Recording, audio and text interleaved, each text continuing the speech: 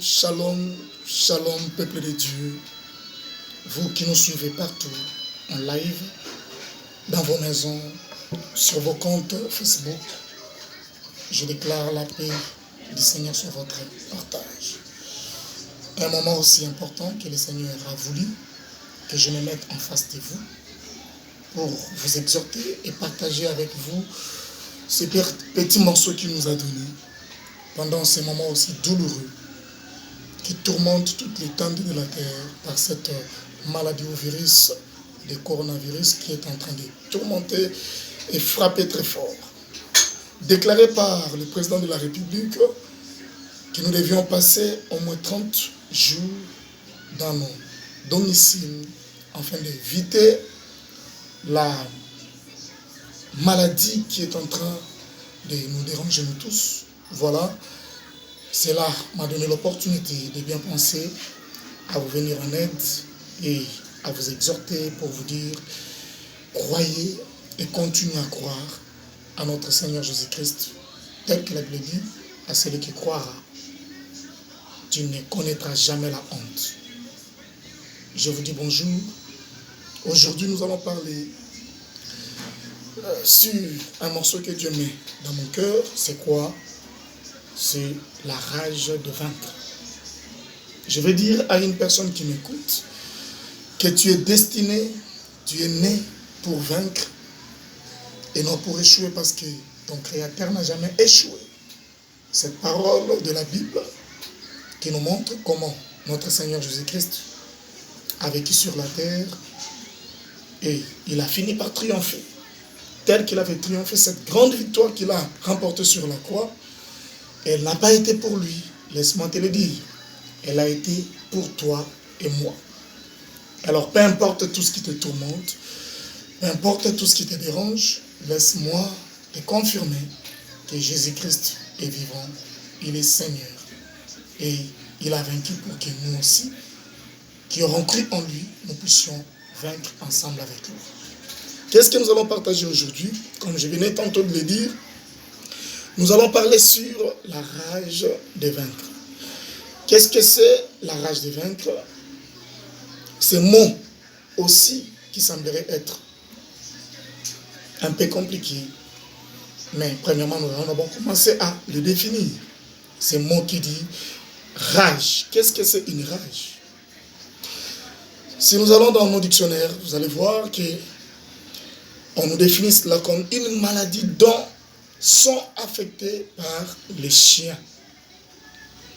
Et cette maladie, la plus souvent, rarement, nous les trouvons aussi chez les loups et chez les chats, qui peut se communiquer aux autres animaux, même à l'être humain. Ça, c'est le monde qui définissent de cette manière ce mot, la rage. Je peux donner un exemple. Quand on parle de la rage, on peut dire un excès dans l'action ou encore la colère de vaincre. Quand je dis la rage de vaincre, n'est rien d'autre si ce n'est que j'ai les sentiments de vaincre, j'ai la colère de vaincre. Bref, je m'étais dit, tu es destiné pour vaincre et non pour échouer. Autrement, nous allons parler de la violence ou encore la passion. Cette violence passionnée ou encore le goût excessif qui nous pousse vers la victoire. Je peux donner un exemple. Cet homme a la rage du jeu. Ou encore, il a la rage d'écrire, de faire, de vers ou encore de réussir. Vous voyez tout ça? Ce ne sont que des exemples pour te signifier ce mot-là, rage. Quand on parle de vaincre, c'est juste un verbe. Et que veut dire vaincre? C'est le fait de remporter une victoire face à ton ennemi, sur un rival, sur un concours comme ça. Il y a eu un concours, mais toi, tu es sorti le victorieux. Donc, tu as remporté la victoire. Voilà, pendant que je parle, pendant que je suis en train de t'exhorter, J'aimerais simplement te rappeler que quelqu'un avait quitté le ciel et venu sur la terre et il a accepté de passer de la mort à la vie simplement pour toi, afin que tout ce qui est en train de te tourmenter, te tracasser, soit au-dessus de tes pieds. Dieu est appelé à marcher sur tout ce qui tourmente ta vie. Dieu est appelé à dominer sur tout ce qui t'entoure de négatif que le monde a mis en face de toi. Et j'aimerais dire à une personne qui m'écoute, qui me suit maintenant, tel que tu es là, l'échec ne fera jamais partie de ton partage de ta vie. Pourquoi ce thème, la rage de vaincre? C'est juste un morceau. La Bible est tellement vaste, mais aujourd'hui nous sommes en train de partager pour que toi, tu reçois encore et tu aies encore confiance à ton Dieu qui t'a appelé sur cette terre.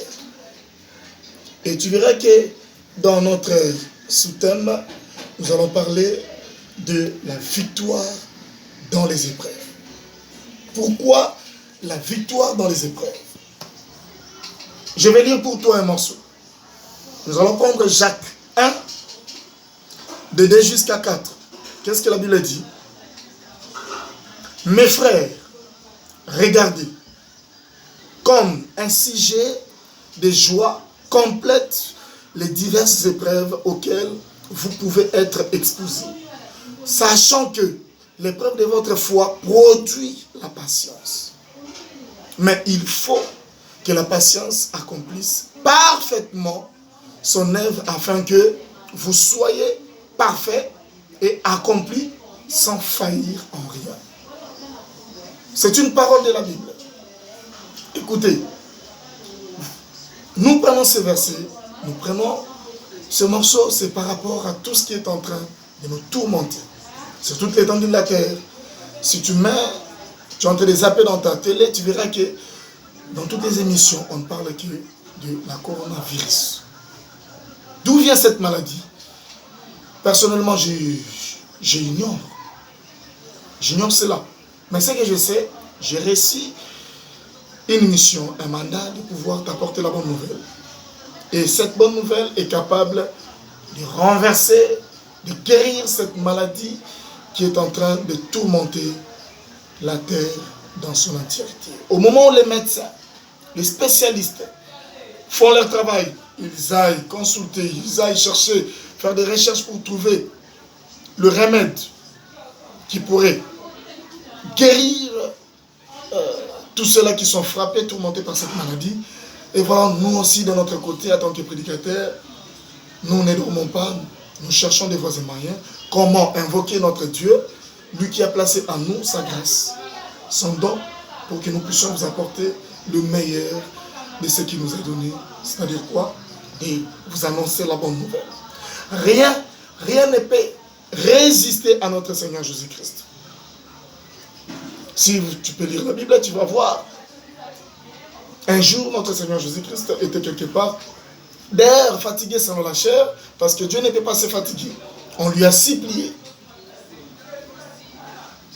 d'amener auprès de lui les malades, toutes les différentes personnes qui étaient souffrantes. Il devait passer au-devant de lui afin que lui ne puisse même pas parler un mot, mais qu'il ordonne simplement, qu'il autorise qu'on puisse le toucher. Et tout le monde qui passait pour le toucher, la personne avait reçu la vie. Simplement pour te dire, quel que soit ton problème, quelle que soit ta maladie, devant le Seigneur Jésus-Christ, cette maladie n'a pas d'effet, n'a pas de force, n'a pas de pouvoir. Et pourquoi ce thème? La victoire dans les épreuves. Pourquoi épreuve? Nous sommes éprouvés, nous sommes tentés, nous sommes vraiment, je dis, ce qui est en train de nous frapper, nous tous, ça nous dérange, ça nous frappe. Nous sommes en train de nous interroger pourquoi cela est arrivé. Parce que nous sommes enfermés dans des maisons et ça nous dérange et nous sommes en train d'invoquer le Seigneur pour que notre Dieu nous apporte la solution devant cette maladie qui est en train de nous déranger tous. Voilà pourquoi je t'apporte ce morceau, cette parole, afin que tu saches que Jésus-Christ est Seigneur. Tu es né pour vaincre. Tu es né pour vivre dans la victoire. Tu es né pour réussir. Tu es né pas pour échouer.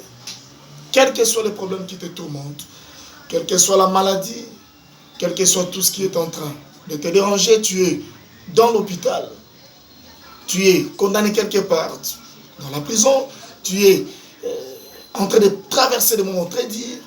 Laisse-moi te dire que Jésus est là. Et la parole de Dieu me dit, invoque-moi. Dans les jours de ta détresse, je descendrai, j'agirai. Et toi, tu me témoigneras. Si tu lis la Bible dans le psaume 37, tu verras ce que la Bible dit. Confie-toi, recommande ton sort à l'Éternel et mets en lui toute ta confiance. Il descendra, il te répondra. Et toi, tu n'as qu'à faire une chose, à reconnaître sa grâce. On stoppe d'abord.